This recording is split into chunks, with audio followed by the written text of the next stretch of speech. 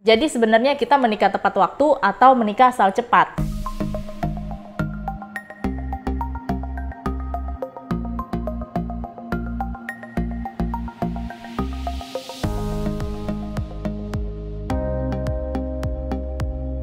Hai guys, welcome back to Apri Angelin channel. Guys, gimana kabar kalian nih di rumah? Gue berharap kalian selalu sehat dan bahagia dimanapun berada. Jangan lupa kalau keluar bawa hand sanitizer, juga pakai masker. Kita harus selalu jaga kesehatan. Dan sebelum gue lanjutin nih ke topik pembahasan kita di video ini, di like dulu dong dan juga di subscribe supaya gue lebih semangat lagi nih untuk membuat video-video terbaru. Dan jangan lupa nih aktifin juga lonceng notifikasi kalian supaya kalian jadi orang pertama yang nonton video gue. Dan kita akan mulai ya untuk pembahasan kita kali ini. Gue lagi tertarik nih dalam beberapa bulan ini ya semenjak corona hadir. Guess what, bitch? Coronavirus is getting real. It's real. Coronavirus is real. It's getting real. It's real. Coronavirus. Dan banyak banget gue bukan denger ya, tapi kayak ngebaca berita, dan itu bahkan juga terjadi di lingkungan gue, banyak yang memutuskan untuk menikah, memanfaatkan corona. Jadi kalau ada corona seperti ini kan kita jadi kayak istilahnya hanya akad dan atau pemberkatan, jadi tidak perlu mengundang orang karena semua orang pasti ngerti bahwa nggak boleh pesta besar-besar. Itu kan sangat-sangat membantu memeringankan biaya seluruh kebutuhan wedding gitu. Nah tapi di video ini gue nggak bahas tentang pestanya atau weddingnya. Kita tuh kapan sih waktu yang tepat untuk menikah? Apa karena hanya corona lalu kita menikah, atau kita mau benar-benar mempersiapkan pernikahan itu? Karena pernikahan itu kan bukan kompetisi ya guys ya. Ya nggak sih? Kalau menurut gue ya memang menikah itu bukan kompetisi. Jadi kalau boleh, kalau bisa jangan asal menikah hanya karena misalnya karena corona atau ya karena udah saling cinta sayang. Kalau udah nikah itu sayang dan cinta jadi urutan kesekian gitu, apalagi kalau udah punya anak. Padahal mungkin banyak hal yang belum selesai di dalam hubungannya.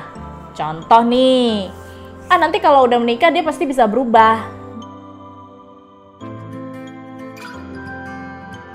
No, it's impossible. Kalau misalnya pasangan kita mau berubah dan mau bekerja sama dalam hubungan, pasti dia akan berubah dari awal, daripada saat pacaran, bukan menunggu setelah menikah. Jadi menikah itu bukan solusi ketika ada di dalam hubungan itu ada yang belum selesai, lalu solusinya ketika setelah menikah, itu nggak mungkin banget.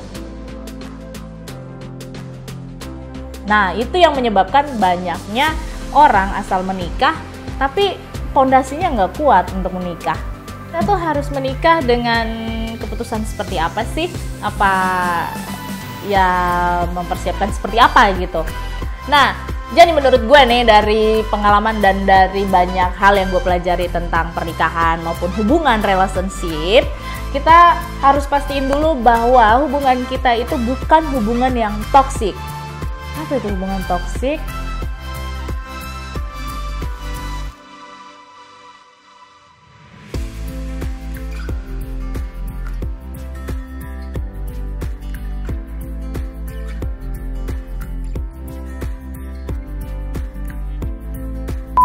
Bagaimana kita memantaskan diri atau apa aja sih yang perlu dipersiapkan untuk kita memutuskan menikah. Jadi sebenarnya kita menikah tepat waktu atau menikah asal cepat? Pada dasarnya kita harus punya pondasinya dulu. Nah pondasinya itu ada di 5K. Gue bakal bahas satu-satu. Yang pertama itu komitmen. Yang kedua itu kompromi. Yang ketiga, keintiman. Yang keempat, kepercayaan. Kelima, komunikasi. Jadi kalian harus punya 5 hal itu. Dalam hubungan itu harus punya komitmen. Misalnya saling bekerja sama dalam segala hal, bahkan ketika ada konflik. Gue dengan pasangan gue yang sekarang ini, kita membangun komitmen kayak contoh bekerja sama dalam konflik ya. Ketika ada masalah, gue orang yang kalau lagi marah itu diem dulu, dan biasa diemnya tuh lama, bisa 1 hari gitu, berapa jam ya, 12 jam gitu aku diemin.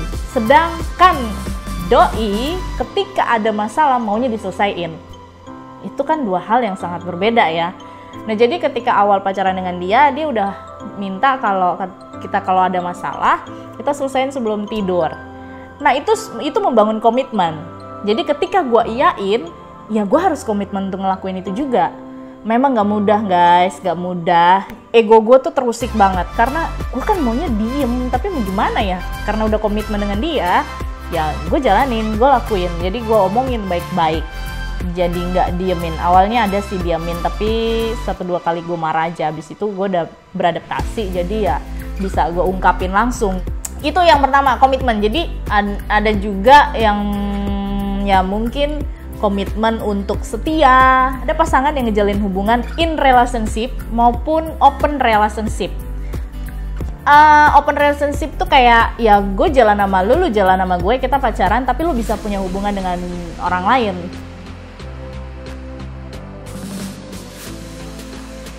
Dan itu it's okay, kita saling tidak ada masalah. Itu ada juga loh. Jadi itu namanya open relationship. Ya kalau di Indonesia kebanyakan lebih ke in relationship ya, atau close relationship. Agak lupa. Jadi intinya hanya berdua gitu, tidak boleh ada orang lain. Nah itu kalau di Indonesia. Kebanyakan kalau di luar itu lebih open minded dengan open relationship gitu. Bahkan yang pernikahan pun open relationship juga ada. Itu tergantung komitmen yang dibangun di dalam hubungan itu. Nah, yang kedua, kompromi. Kompromi itu seperti kayak kan karena kita 2 kepala, pasti banyak banget yang berbeda ya. Dari beda budaya, beda didikan dari kecil, beda pola pikir, beda lingkungan. Jadi itu akan membuat kita tuh terbentuk berbeda dengan pasangan. Nah, kompromi itu gunanya adalah menyatukan. Jadi ketika ada sesuatu yang berbeda, diomongin baik-baik, dikompromi mana nih yang bisa satu bisa fleksibel, yang satu misalnya ada satu yang keras, yang satu bisa fleksibel. Ya udah yang fleksibel itu bisa ngikut. Ya mungkin lebih banyak ke prinsip-prinsip ya. Dalam pribadi masing-masing kan punya prinsip hidup. Jadi itu bisa nggak dikompromi dengan pasangan yang berbeda prinsip dengan kita. Begitu juga kita bisa nggak menyatukan diri dengan prinsip yang berbeda dengan yang kita punya berbeda dengan pasangan. Begitu kayaknya. Jadi itu diomongin baik-baik. Sama kok, gue juga dengan pasangan itu banyak banget. Bahkan kita tuh kayak karakternya tuh bertolak belakang semua. Dari pokoknya semuanya beda. Budaya, lingkungan, gue punya lingkungan yang luas, dia lingkungan yang kecil. Jadi tuh membuat pola pikir kita, terus cara pandang kita itu berbeda banget. Nah, di awal-awal hubungan juga sama, kita banyak ributnya, banyak kayak menjudge, gua nggak menjudge, tapi lebih, ya gitu deh, saling menyalahkan ya. Setiap ada perbedaan, kita menyatukan diri. Karena dalam pernikahan itu memang harus sama, jadi nggak bisa, kalau di dalam pacaran kita berbeda itu kayaknya lucu gitu, imut gitu, tapi dalam pernikahan nggak bisa. Beda dikit aja itu bisa jadi masalah. Ada kasus dari temen gue ya dulu, di awal-awal pernikahan, mereka tuh beda sambal doang, yang satu suka manis, yang satu suka pedas, itu bisa jadi masalah. Dan masalahnya bukan main-main, itu hal-hal sepele bisa jadi masalah dalam pernikahan. Ya gunanya kompromi ada, ya untuk menyatukan perbedaan-perbedaan itu. Pastiin deh dalam hubungan kalian udah mampu untuk berkompromi dalam segala hal dengan pasangan. Ketiga, tentang keintiman. Keintiman ini bukan masalah intim tanda petik, tapi keintiman itu bagaimana cara perlakuan pasangan ke kita dan cara kita memperlakukan pasangan. kalau kita kasar dengan pasangan, pasti pasangan juga kasar dengan kita. Jadi intinya kita bisa nggak membangun keintiman itu dalam hubungan. Ada kan hubungan yang pasangan yang dia romantis, ada juga pasangan yang cuek, ada juga pasangan yang cool gitu, ada juga pasangan yang humoris, itu ada. Jadi tipe-tipe dari setiap pasangan yang terbentuk itu juga beda-beda. Kalau gue dan pasangan lebih ke arah romantis. Yang keempat, kepercayaan. Nah, ini juga amat sangat penting banget. Kenapa? Karena ya kita memang harus percaya sama pasangan kan, dan pasangan juga harus bisa percaya sama kita. Kalau misalnya nggak dipercaya, ya ngapain jalanin hubungan? Jadi kalian harus bisa ngasih kepercayaan juga ke pasangan. Begitu juga pasangan. Kalau misalnya nih ada sesuatu yang mengganjal, atau ada sesuatu yang dicurigai, atau sesuatu yang kayak penasaran dan lain-lain, kalian ungkapin dengan cara yang baik dengan pasangan. Dan yang kelima, komunikasi. Komunikasi ini adalah koneksi dari semua hal atau 4 tadi yang gue udah jelasin. Ya, komunikasi itulah yang paling gue bilang dasar, karena semua hubungan itu, atau jangankan cuma semua hubungan ya, kita dengan orang lain juga butuh komunikasi dengan komunikasi yang baik kan. Kalau kita nggak bisa komunikasi dengan baik, kita nggak akan bisa menjalin sebuah hubungan yang baik juga. Jadi komunikasi dalam hubungan atau dalam relationship itu bukan sekedar kayak kamu udah makan belum, kamu lagi ngapain, kamu kamu habis nggak, ya kayak gitulah gitu ya. Aku sampai lupa. Jadi bukan cuma itu, tapi komunikasi adalah bagaimana kalian bisa mengungkapkan perasaan kalian ke pasangan, atau kalian bisa menjalin memberikan informasi yang benar supaya pasangan juga mendengarkan apa yang sebenarnya kita komunikasikan. Jadi dia tangkap dengan cara yang benar. Cara kita berkomunikasi itu mempengaruhi respon dari pasangan. Jadi ketika kita ungkapin dengan cara yang baik dan benar, dia mengerti dan dia mau mendengarkan. Paling penting adalah hubungan kalian, bukan yang ada di belakang, teman, orang tua, umur, dan lain-lain sebagainya. Tapi yang penting adalah membangun hubungan itu. Kalau hubungan itu udah berjalan dengan baik dan karakter masing-masing insannya atau masing-masing pribadinya mampu bekerja sama, mampu melakukan yang terbaik untuk menyenangkan pasangan, dan sehat hubungannya, why not untuk memutuskan menikah. Cukup sekian sharing gue. Kalau masih ada yang kekurangan, I'm so sorry. Gue lagi belajar untuk membuat video-video yang jauh lebih baik lagi setiap minggunya.